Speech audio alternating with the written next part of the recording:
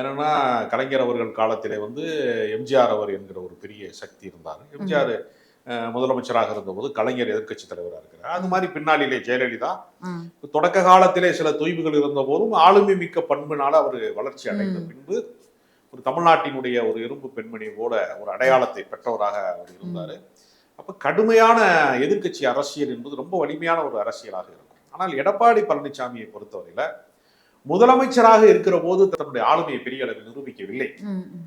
சரி, எதிர்க்கட்சி தலைவராக இருக்கிற போதாவது தன்னுடைய ஆளுமையை நிரூபித்தார் என்று பார்த்தால் அவ்வப்போது அறிக்கை விட்டுட்டு பாதி நாள் அவர் சேலத்துக்கு போயிடுவார். சென்னையிலேயே அவர் இருக்கிறது கிடையாது. தமிழ்நாடு முழுக்க வந்து பெரிய அளவில் வளம் வருவது கிடையாது. அவருக்கு இருக்கிற ஒரே பிரச்சனை என்ன, ரெட்டலையை வந்து இவங்க பிடிங்கிட்டு போயிடுவாங்க தேர்தல் ஆணையத்தை வச்சு, நமக்கு எதிராக வழக்கு போட்டிருக்காங்க, பொதுச் செயலாளர் பொறுப்புல இருந்து நம்ம நாற்காலியை தூக்கிட்டு போயிடுவாங்களோ, நம்ம அசந்த நேரம் பார்த்து அடிச்சுக்குவாங்களோ, ஓபிஎஸ் நம்மளை காலி பண்ணிடுவாரோ, தூங்கும் போது கூட அவர் அவங்களை நினைச்சுதான் தூங்குவார். இந்த காதலிக்கிறவங்க காதலியுடைய நினைவாகவே தூங்குற மாதிரி அவர் ஓபிஎஸ் நினைவாகவோ அல்லது டிடி தினகரன் நினைவாகவோ சசிகலா ஞாபகமாக தான் அவர் இருப்பார் போல தெரியுது.